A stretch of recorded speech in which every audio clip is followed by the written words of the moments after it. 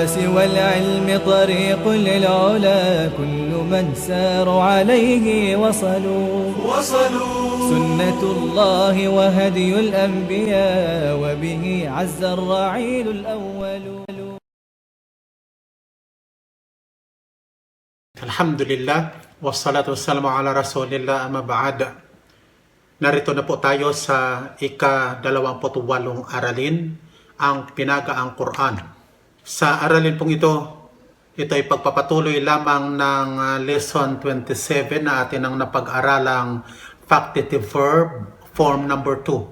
Simulan natin sa mga vocabulary. Basata, yabsoto, ang mudari'. Ang verbal noun, bast, meaning spread, stretch out. Ito ay transitive.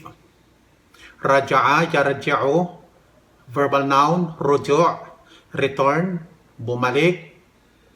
Zana, yazni, ang verbal noun, zinan at saka zina, fornicate, commit adultery, nakiapid, o nangalunya. Sama, form number 2, ang meaning ay name, stipulate. Ito ay denominative form ng isim. Ibig sabihin, verb na nanggaling sa isim.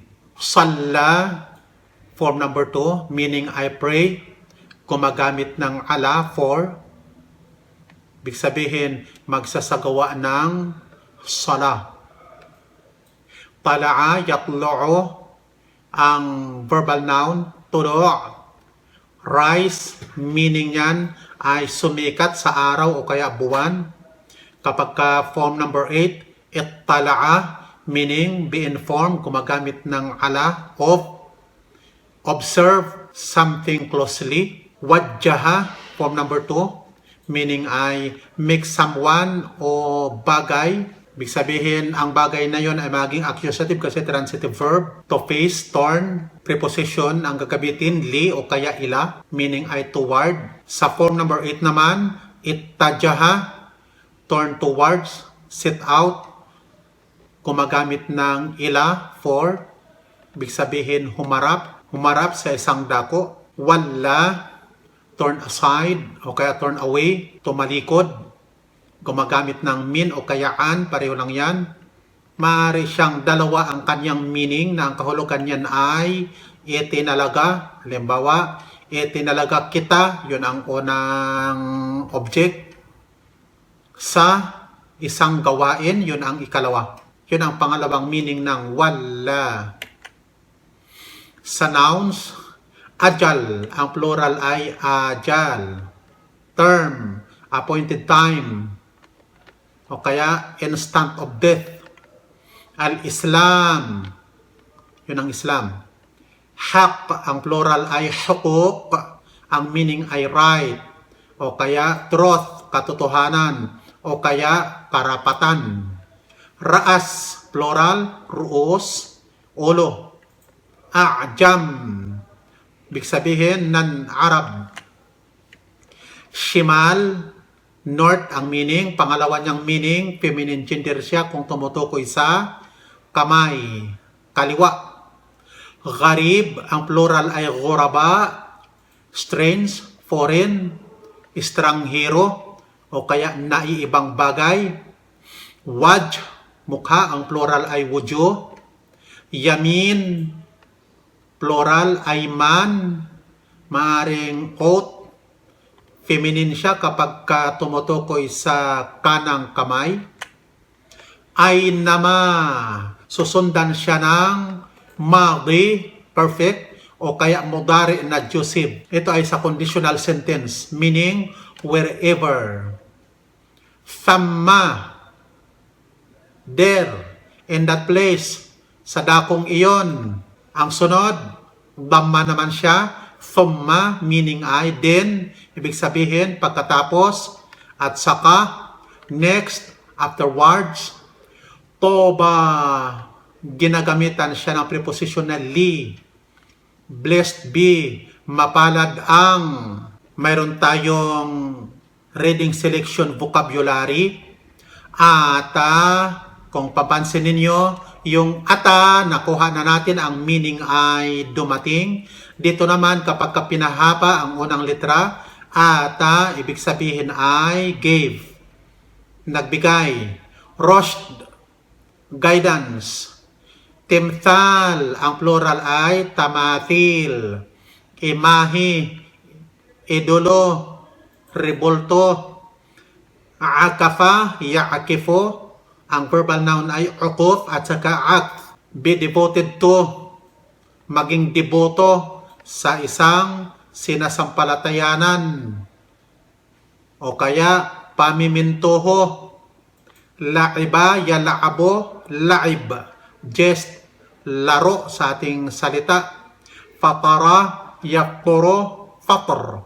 Create, lumikha. Ta, ang literang ta, ginagamit ito na panunumpa. Halimbawa, tallahi, sumpa man kay Allah.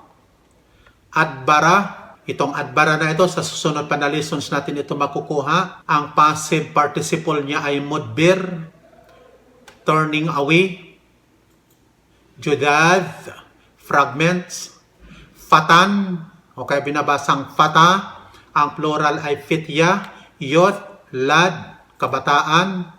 Ain, nakuha na natin itong ain. Ang plural ay ayun at saka uyun. Nataka, yantiko, verbal noun. Not at saka nat, speak, nagsalita. Raja'a, nakuha natin ang raja'a, ibig sabihin bumalik, pero binabanggit sa Quran ang raja'a ila anfusihim, they conferred apart. Nagsanggunian sila. Nakasa, naks, reverse, overturn, ibig sabihin bumalik. Yung aya sa Quran, nukisu ala ru'usihim, they were confounded, sila ay bumalik. Often, li, gumagamit ng preposition na li. Fayon, kaabahan sa inyo. Akala, ya'akilo, verbal noun. Akal, be reasonable. Have sense. Harraka, burn. Ito'y transitive, sunugin. Nasara, verbal noun. Nasr, support, pag-adya. Bard, coolness, lamig. Arada, ang imperfect ay yurido, want, pagnanais. Dito sa lesson 28 nito, kagaya sa sinabi ko na, ito ay pagpapatuloy lamang sa lesson 27 sa factitive verb form number 2, pero dito nakapokus tayo sa wiklam. Ang pattern muna ang ating unahin. Sa wiklam, ang pattern niya ay fa'a. Ang imperfect, yufa'i. Ang subjunctive, yufa'iya. Joseph, yufa'i. Imperative, fa'i. Participle, mufa'in. Ang verbal noun, taf'iya. Ang passive, fu'iya. Yufa'a. Yufa'a. Yufa'a. Mufa'an. Kung mapansin ninyo, ang passive participle, mufa'an, samantalang ang active participle, ang alif maksura ay wala. Mufa'in. At ang verbal noun, yung pangalawang verbal noun ng form number 2 sa pattern na taf'ila, taf'iya. Ngayon, dadako tayo sa example. Ang example natin dyan ay ang verb na walla, yuwalli, yuwalliya, yuwalli, walli, muwallin, tawliya. Ang passive, walliya, yuwalla, yuwalla, yuwalla, muwallan. Muwallan ang passive participle. Ang active participle ay muwallin. Verbal noun ay tawliya. Ngayon, pansinin po ninyo baigi, ang perfect ng wiklam na ito na walla, kung maalala ninyo ang nakuha na natin sa lesson 9, sa pattern na rama. Ang perfect ng form number 2 na ito sa wiklam, sa pattern na Rama. Kung maalala ninyo, tingnan ninyo ang pattern na Rama at sa pagpapractice, sanayin ninyo ang inyong mga sarili sa pagre-recite ng mga tasrif o conjugations na ito. Kagaya kunyari dito sa walla, ang gamitin nating pattern ay Rama. Walla, sundan ninyo. Walla, wallat, wallaya, wallaw, walayna, wallayta, wallayti, wallaytuma, wallaytum, wallaytunna, wallayto, wallayna.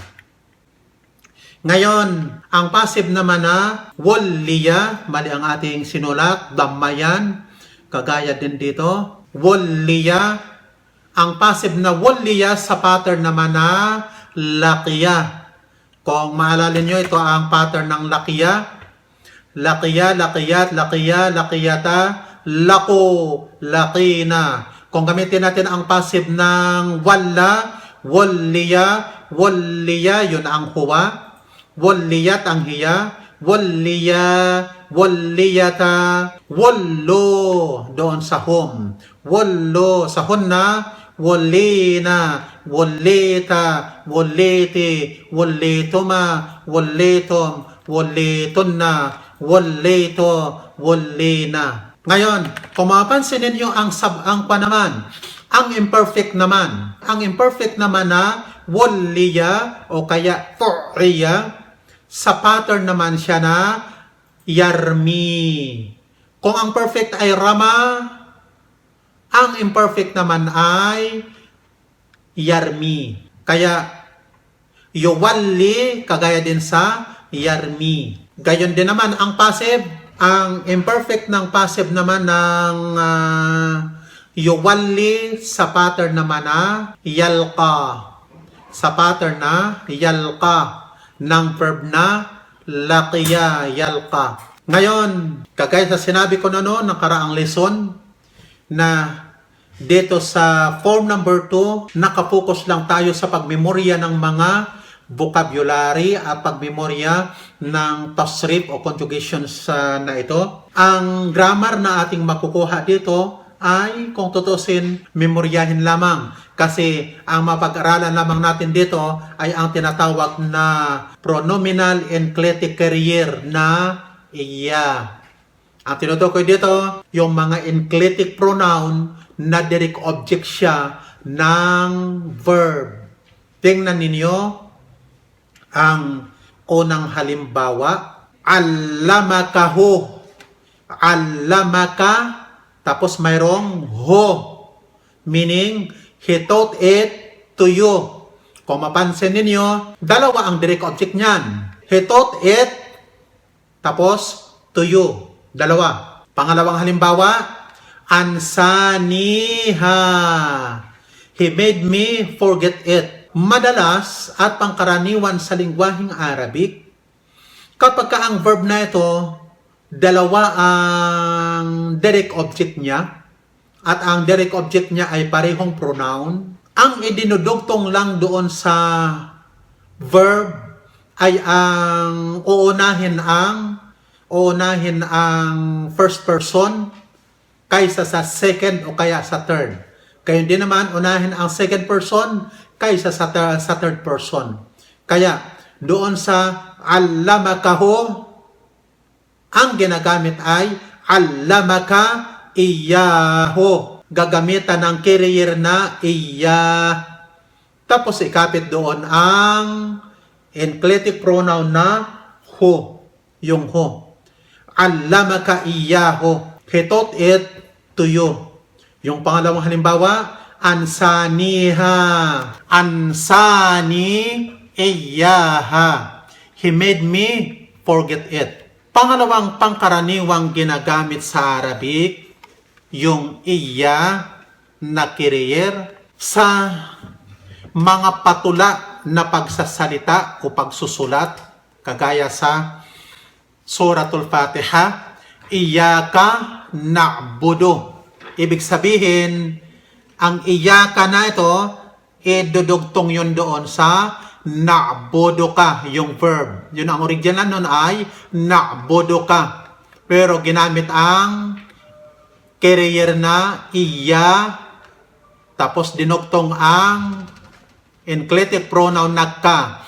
Iyaka na'budu, meaning na'buduka. Sa salita natin, sinasamba ka namin.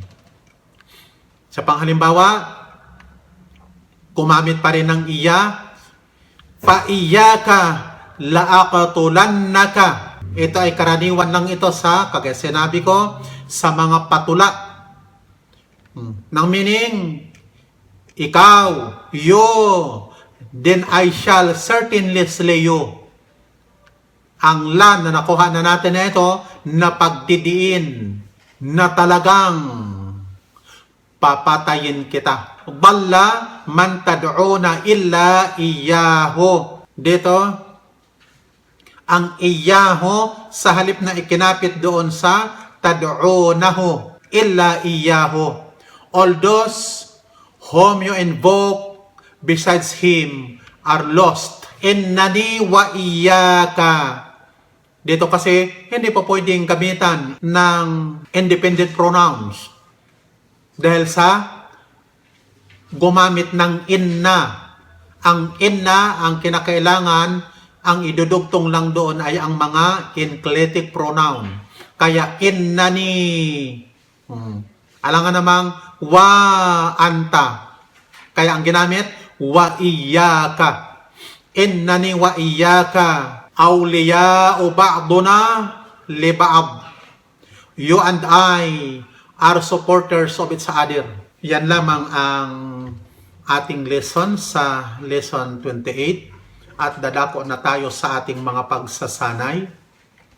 Exercise A. Produce the following forms for form number 2. Tatlo yan at tig-apat. Ibig sabihin 12 lahat. Ang B. Read and translate hanggang 14. Ang C. Translate into Arabic.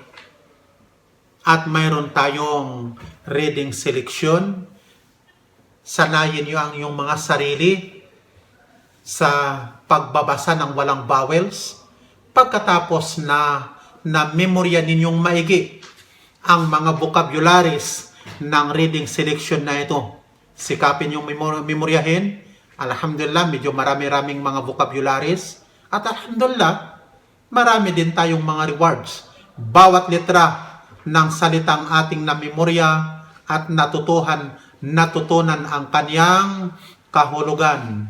Kasi ang ating minimemorya ay ang mga salita ni Allah. Subhanakallahumma wa bihamdik. Ashhadu an la ilaha illa ant.